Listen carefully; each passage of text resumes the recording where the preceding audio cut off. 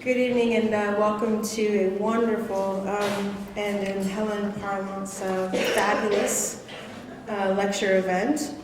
When I joined Smith not quite 2 years ago, I took up residence in the alumni gym, which is part of the library complex.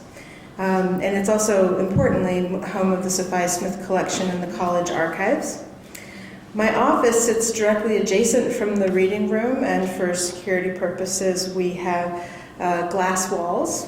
And so I have an unimpeded, or mostly unimpeded view directly from my office into the reading room. And almost immediately upon starting at Smith, I noticed this woman who came in and sat almost at the same table, almost in the same chair, almost every day. I watched her pore over manuscripts and photographs and many copies of Cosmopolitan magazine. I marveled, honestly, at her stamina and dedication, and I wondered, being the newbie that I was, who was this woman? Where did she get such singular focus? I mean, really, how could you sit on those chairs that long? What research question was driving her? And did she ever take a bathroom break? It was like a machine at work in the reading room. Now, over the last year, I've gotten to know Brooke, and she's no longer quite a mystery, and I'm glad to say that.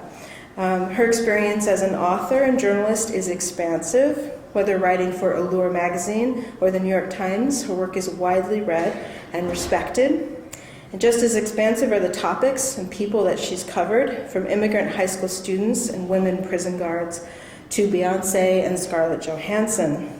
Brooke moves from complicated social issues to pop culture's brightest lights and makes it look impossibly easy. Her uncommon gift of writing for all audiences reflects her equally uncommon ability to be at home with anyone, anywhere, talking about anything. So in this sense, it's pretty tempting to want to compare Brooke and Helen, both dedicated journalists and authors, both worked with celebrities as the subject of their writing or publishing, and through their works, Helen and Brooke both seem, to me anyway, to recognize the complexity of women's lives, even if, of course, they express that pretty differently. It's the last point that makes Brooke the perfect person to tackle the life of Helen Gurley Brown. Brooke left literally no stone unturned. I mean, people say literally, and they don't really mean literally. I think literally she left no piece of paper unexamined as she sought to situate and reveal Gurley Brown's rise to fame and power in the 60s and 70s. Now, I firmly believe that no woman's life story is simple, but Helen's is extraordinarily complex and monumental. And that was certainly the case, of course, when she was alive, and remains so now after her passing. So it's Brooke's journey of discovery of Helen that brings us here together tonight. So without further ado, please welcome journalist, extraordinary researcher, and friend, Brooke Hauser.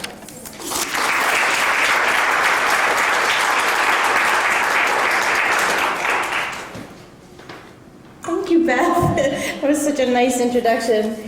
And about the comparisons between me and Helen Gurley Brown, I would say the biggest difference is that she once claimed to have slept with 178 men. That's not me.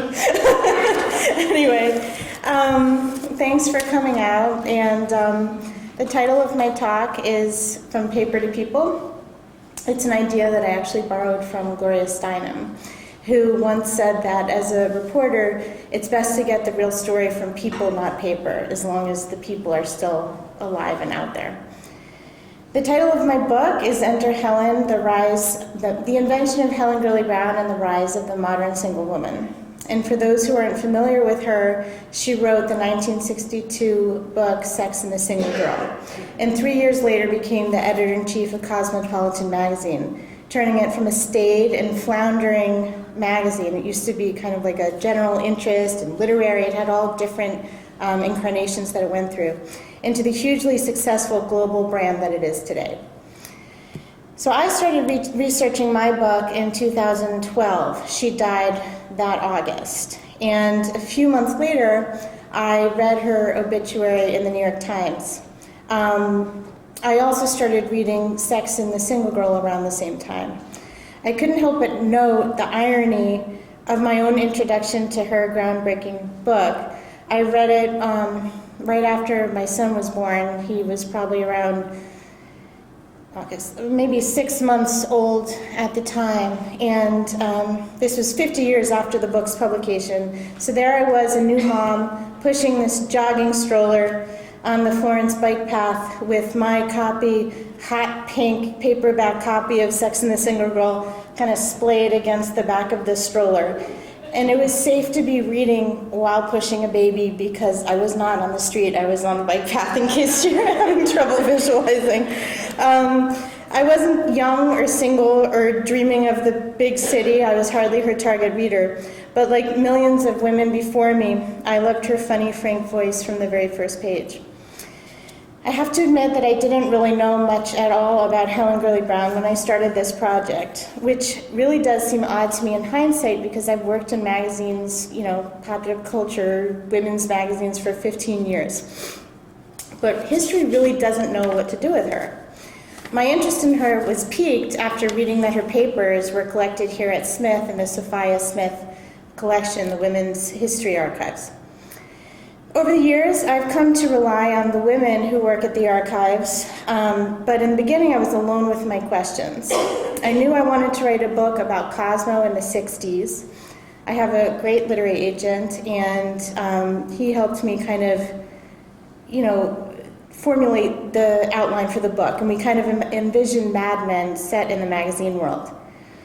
But I didn't have much of a plan. So I began by following my curiosity, which is a really great way, bless you, to get to know the archives, is just to go there for fun and kind of see where, a little bit of curiosity will lead you. So Beth's right, I saw her right away too, and we do really have a good view of each other through her glass-walled window. And I started checking out a bunch of old Cosmo issues with the 60s and starting with the 60s and 70s. And I really spent a lot of time laughing out loud in those archives because of headlines like "The Undiscovered Joys of Having a Chinese Lover" and the Poor Girl's Guide to America's Rich Young Men. I ogled, and I can say ogled because 5 minutes before I started, I went to my dictionary on my iPhone and looked up how to pronounce ogled, and Siri said ogled. I ogled the pictures from before-after makeovers like Mouse into Sex Pot, and I read Helen's editor's letters, and I studied the mastheads. Mastheads are the names of all the people who work at the magazine in one place. So a few names stood out to me, and I Googled them. The first probably know what a masthead is, but the first person I managed to find was a former Cosmo editor named Barbara, who I emailed and soon interviewed. Now remember, this is 1965 was when Helen's Cosmo really started. So, this is a long time later. I'm really digging through the past to find some of these people. And they haven't really thought of themselves in relation to Cosmo for a very long time because they all have moved on and started doing other things. But anyway, she was a valuable key, and she helped me contact several of her former colleagues for interviews, and I cold called others. I tracked down a Cosmo photographer who shot Helen, well, not a Cosmo photographer, a photographer who shot Helen at Cosmo in 1966 after finding her old contact sheets in one of Helen's folders. So if you've never been to the archives before, Helen's collection, she has, around 100 boxes or so, and they're filed according to all different stages and phases and themes in her life, and she has a lot of old photographs. And so in one of those boxes, I found photos of her from her first years at Cosmo, and I found these contact sheets of her in the Cosmo office at editorial meetings, which was really cool, and there was a name of the photographer on the contact sheets. So I looked her up, and she has a website, and I called her, and it turns out she was living in the Berkshires. Sadly, by the time I was ready to meet her, and she was very ill, and she actually passed, shortly after I made the first call. I never spoke with her, but I spoke with her husband. And he and I have become friends. And my husband, Addie, and our son, Marlo, and we have visited him now a couple of times in the Berkshires. He's a really wonderful man. And I ended up buying for a very good price a few of his wife's photographs. So it was just really cool to see these contact sheets in the archives that were there from 1966, then to find the name of the photographer, track them down, they live so close in the Berkshires, and then get these amazing photographs. Not only did he shoot Helen, but he also took really cool pictures of Gloria Steinem. And I bought a couple of those too, including one of Gloria interviewing Michael Caine, which was so awesome when he was Alfie. So it was just really, really fun discovering this stuff. And he was happy to share them because they've been, tucked away for a while. Anyway, Helen passed away before I could meet her. But I also tracked down Cosmo readers, including one woman who remembers writing a letter to Cosmo in 1965, right after Helen took over. But this woman claims that something very fishy happened after she sent her letter. What appeared in the magazine with her name on it, she said, was not what she wrote. Something about the new Cosmo being whorish and celebrating bean brain type females. So I had to ask myself, well, if she didn't write that letter, who did? And then I spoke to some other Cosmo staffers, former Cosmo staffers, and they admitted to faking those letters, or at least some of them. So one woman said that was like her whole job, was editing the letters section, and she freely, played with some of the submissions and made up others. So that was funny. If you've ever been to the archives here, you know that you can get really lost. There's just so much great material. The archivists have done a wonderful job of organizing the collections, but again, I'm thinking about the theme of this talk, which is paper and people. And in my experience, some of the most valuable resources of all have been the archivists themselves. They each have their own special niche that they, know a lot about, as well as a lot of general knowledge. For the past 3 years, I've bothered them on an almost daily basis.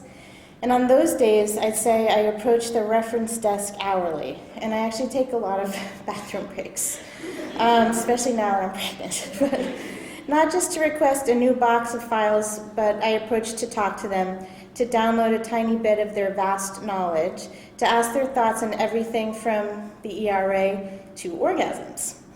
A Cosmo photographer had bragged to me that he once made a model orgasm, this is in the 60s as well, simply by showering her with sexy compliments. Oh, your hair is so sexy, you're so sexy, like that.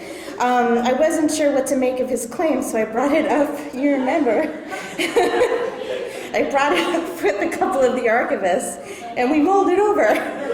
Because I really didn't know, can that happen? Maybe in the 60s things were, Moors were a little tight or whatever. Anyway, the story never made it into the book. I cut it because I was too embarrassed to call the model, who is alive, and ask if it really happened. So it's a decision that I don't regret. It wasn't possible for me to interview Helen, as I said, but I've spent the past few years tracking down people who knew her, worked with her and for her, loved her and hated her. The raw material I've found in the archives is priceless, but just as valuable to me are the clues that I've discovered there. Clues that have led me to explore Helen's story beyond the archives, from Arkansas to Los Angeles to New York.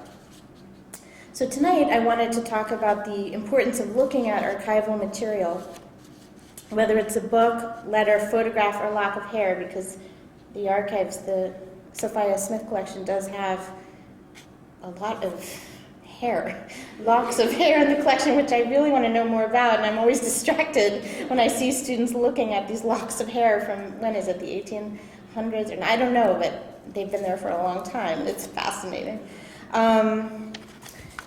Anyway, I lost my train there. I was trying to say it's important to look at whatever the document is or the material is in the context of the outside world. So early on in my research, I bought every book by Helen Gurley Brown that I could find, starting with her debut, Sex and the Single Girl. To save money, I bought other books, a lot of used books through Amazon Prime. Some of you have probably heard of her 1982 advice book, Having It All: Love, Success, Sex, Money, even if you're starting with nothing. My copy, as you can see, arrived with this kind of glossy cover. And when I cracked open the plastic sheathed covers, please don't zoom in on this, out fell a photograph of a mustached, hairy-chested man wearing a teeny tiny black bikini underwear and heavy gold chains. Whoa! Who took that picture? Who was the man featured in it? Why was it tucked inside of a book? And why this one in particular? I couldn't believe it. It really just fell out. Somehow it seemed to be the perfect tribute to a woman who loved sex and wanted women to have lots and lots of it. This single snapshot of a half-naked man strutting his stuff told me as much about Helen's influence on American culture as the book itself. These, to me, are the greatest moments when you stumble on something unexpected or accidental and have to ask yourself, who would do that, and why, and where, and how? The essential questions. Being a journalist is a lot like being a detective. You're forever gathering clues and trying to track down people and get the true story. Of course, there is no true story, not for any of us. We all misremember facts, exaggerate details, and spin our own narratives. I can say with confidence, though, that Helen is an extreme example of such self-invention, and she didn't invent herself alone. Her husband, David Brown, also deserves a lot of credit. I don't know if you know who David Brown is, but he started as a story editor at 20th Century Fox and went on to become a really major movie producer. He came up with the idea for Sex and the Single Girl in the beginning and helped her craft her image early on in their marriage. And long before Helen Gurley Brown became the editor-in-chief of Cosmopolitan, David worked at Cosmopolitan as a managing editor when it was more of a literary magazine.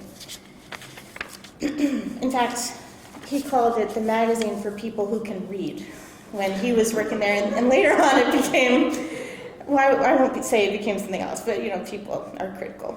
Anyway, together the Browns wrote the blueprint for Femme, a magazine they conceived. By the way, if I didn't mention his credits, he produced Jaws, The Sting, really major movies. So they wrote the blueprint for a new magazine called Femme, a magazine that was conceived for single women after the success of Sex and the Single Girl. Femme ultimately became the new Cosmo. Hearst didn't do away with Cosmo, they just kind of grafted the idea of Femme onto it. And Helen became the editor in 1965, having had no experience as an editor ever before. But she had been a successful ad copywriter. She kept that position for the next 3 decades. As for David, he went on to produce, as I said, movies like The Sting and Jaws, but in some ways, Helen Gurley Brown was his biggest production of all. Helen had a very colorful life, and when she died, the bones of her backstory resurfaced in countless magazines and newspapers across the country. In brief, they told the tale about a poor little girl from Arkansas who willed and worked her way to the top, rising from her position as a star ad executive in the 1960s, think Peggy Olson from Mad Men, to best-selling author of Sex and the Single Girl, to the editor of Cosmo, changing the magazine industry in American culture. As a reader, it was impossible for me not to get sucked into the drama of her story, but as a reporter, it was my duty to fact-check it, and I came away very confused. It turns out that the rags to riches tale she told countless times wasn't exactly accurate. She did not grow up penniless, but firmly middle class in Little Rock, Arkansas. Her family was not hillbilly, as she sometimes characterized them. Her parents were educated. Her mother had been a school teacher, her father a lawyer. I want to say they were country people, but when I spoke with her relatives, they were extremely offended by this characterization. And they said things like, well, yeah, I mean, her mom collected milk with a pail and, the family had an outhouse, but this was just life in the country. We were educated. We were not hillbillies. Her mom had been a teacher. Her dad was a lawyer. And he was working at the state capitol building when he was killed in a tragic elevator accident. Helen was 10 when she lost her father, and overnight her life changed. Along with her mother and sister, she moved to LA, and there the family definitely struggled, especially after Helen's older sister was diagnosed with polio. So while it's true that Helen definitely experienced being poor, she also experienced being quite comfortable and pampered as a little girl. But she didn't always bother with those details. She kept her biography simple. A lot of people think it was David who helped her keep it simple. And it became more of a cinematic logline than a life story. From hillbilly to Hollywood, it sold books. And it still sells books. To this day, her rags to riches story is the one that sticks, but I'm hoping to write the record. If you consulted only paper, you would have a hard time finding the truth, but I spoke with people who knew Helen. Friends, colleagues, surviving family members, who, by the way, were never mentioned in the press. No one knows that she has any relatives because she didn't talk about them. I went to Arkansas where I spent hours talking to her younger cousin, Lou, over homemade biscuits and peach jam in her kitchen. She became a valuable source and a friend, which I try not to become friends with the people I'm writing about, but we've been in touch now for a few years, a couple years at least.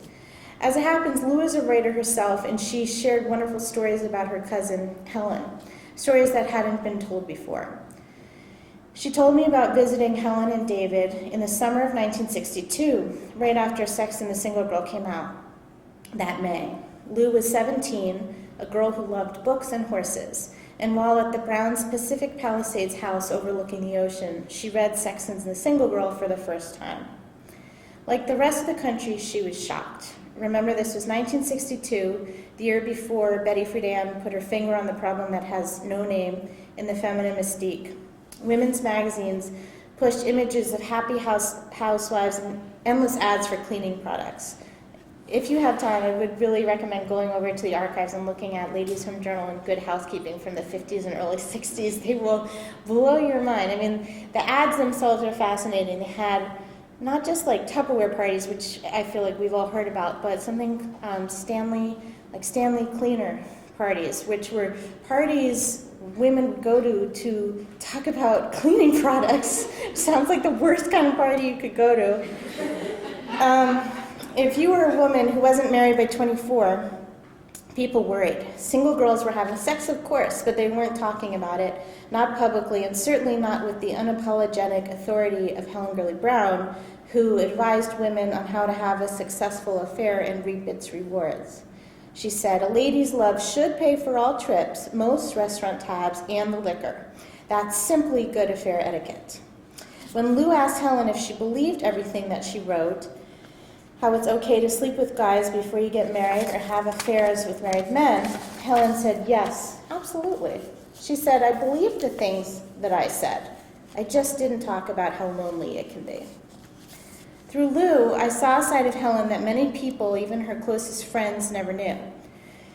I also got a much clearer picture of her family history, a history that Lou shares and wants to see corrected. My visit to Arkansas gave me an understanding that as valuable as Helen's papers are, I never could have got from her papers alone, because that's her version of the story. From my research, I knew that Helen was born in a small conservative town called Green Forest, where the Gurleys moved to a more prosperous neighborhood in Little Rock when she was still a baby. But seeing Green Forest for myself made all the difference. Once thriving, it is now a ghost town with empty storefronts and boarded up windows. When I walked into a thrift store to find out more about Helen's connection to this place, I encountered an old woman at the cash register who had zero interest in talking about her town's most famous resident. Green Forest is now really known as, they called it a chicken town because it has like a Tyson processing plant. So sometimes you learn as much from what isn't said. And to me, this woman's silence really spoke volumes. Helen did not want anything to do with Green Forest, and my sense was that Green Forest did not want anything to do with her either. Helen used to quote Carson McCullers, "I must go home periodically to renew my sense of horror," which is really not nice. It must have gotten a good reaction from her friends in New York, this unflattering portrait she painted of her backwoods upbringing. But consider this. In the end, Helen chose to be buried alongside her, big New York husband in her family cemetery in Osage, Arkansas, just a short drive from her birthplace. Imagine the shock and confusion their friends and colleagues must have felt. I mean, really interesting. We went to go visit this site, and it is out there. You pass fields and cattle, and it's really a beautiful part of Arkansas, but it's Arkansas. It's not New York, and it's not LA. Again, I had to ask myself why. I don't know why she chose to be buried in Arkansas and not in New York, a city she loves so deeply. But such lingering questions are exactly why she continues to fascinate me. I've spent the past few years writing a book about Helen Gurley Brown, and I still don't really know who she was. I know who she said she was, and who her friends and family believed her to be, but those pictures are truly often at odds with each other. I spoke to someone who thought she was the stupidest person he had ever met. That's in the book. I won't divulge who it was, but he went off on her. And someone else who thought she was among the smartest. I talked to Cosmo readers who felt she was completely genuine in her sweetness, and colleagues who saw her as a master manipulator who used tears and tricks to get what she wanted. She wasn't just two-faced. She had many faces that she wore on different occasions. As one of her her managing editor put it, she was like a cubist portrait. Some of these characteristics are evident in her papers. I'm thinking of an idea article, like a pitch memo that she once wrote for Cosmo. She envisioned a story called The You Nobody Knows, a think piece about women who seem to lead double lives. Say a secretary who was the quintessential good girl around the office, but cursed a blue streak and slept around, as soon as she clocked out at 5. It took a special kind of woman to be that clever and manipulative, someone really good at keeping up appearances, Helen wrote. And you have to visualize her quirky typing, mostly lowercase letters with lots of dashes and ellipses. Now, the reason all this is occurring to me is that I am one of the kinky ones, she wrote. People in different areas of her life had completely different impressions of her. I seem to encourage people to think of me the way they want me to be, she continued. I just somehow fail to mention to them that they're getting a fake picture. Hearing these words, I'm struck once again. How could someone so confessional remain so unknowable? How many people knew the real Helen versus some fake picture that she herself supplied? Early on in my interviewing process, I asked several people what felt like a very basic question at the time. I just asked two kinds of questions. I asked, do you think she was a good person, and do you think she was a genuine person? And they sound really simple, but what it did was it prompted people to really tell me a story that illustrated their answer. And they didn't say yes or no, they told me this story. So her managing editor, one of her managing editors, Walter, recalled being invited over to her Central Park West apartment. Inside, there was a foyer with photographs mounted on the walls, mostly celebrities whom she knew personally. But on this occasion, Walter's picture was mounted on the wall too. There I was, he told me. And then I noticed that where my photograph was, the spacing around it was just slightly different than all the others. And I realized that's the space she has for whoever's coming to dinner.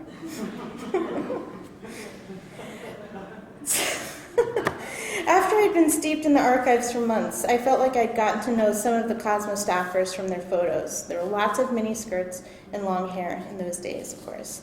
Also from their mini bios and articles in the magazine.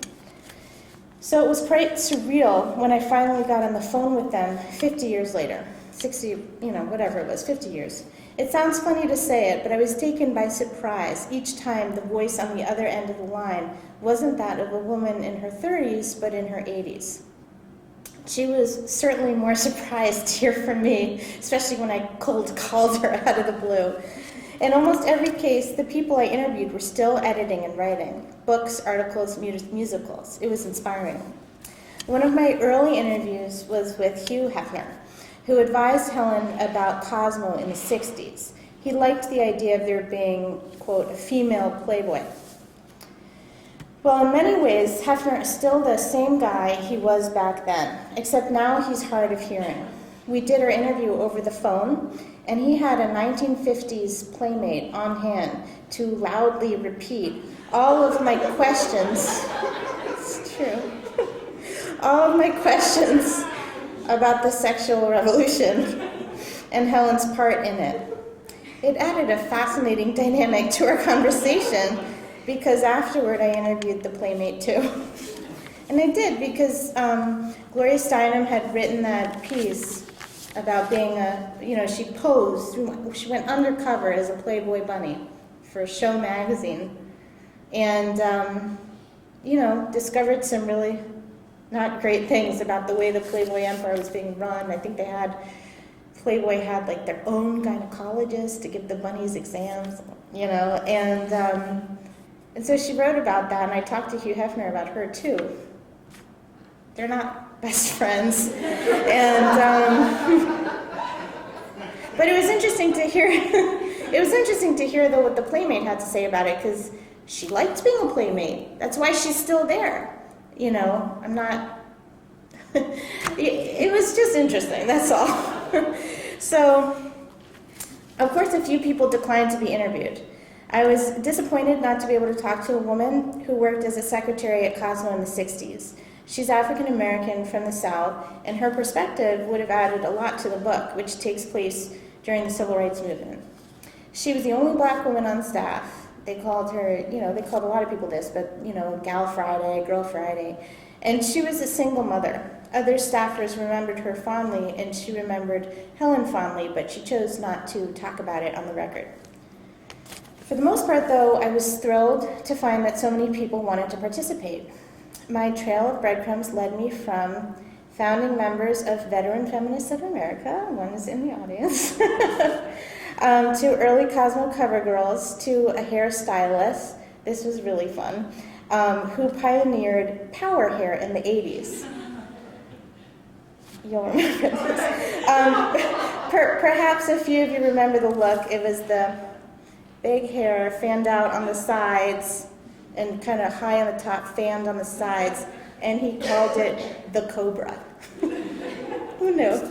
So one of my favorite interviews, and by the way, he said that he created it as a total joke. But then it really took off. And so if you look at Cosmos in the 80s, everybody has the Cobra. And it really did become this huge sensation.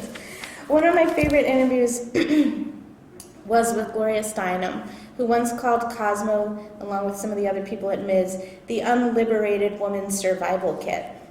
Over the years, Gloria and Helen were pitted against each other in the press. It was, quote unquote, Ms. versus Cosmo.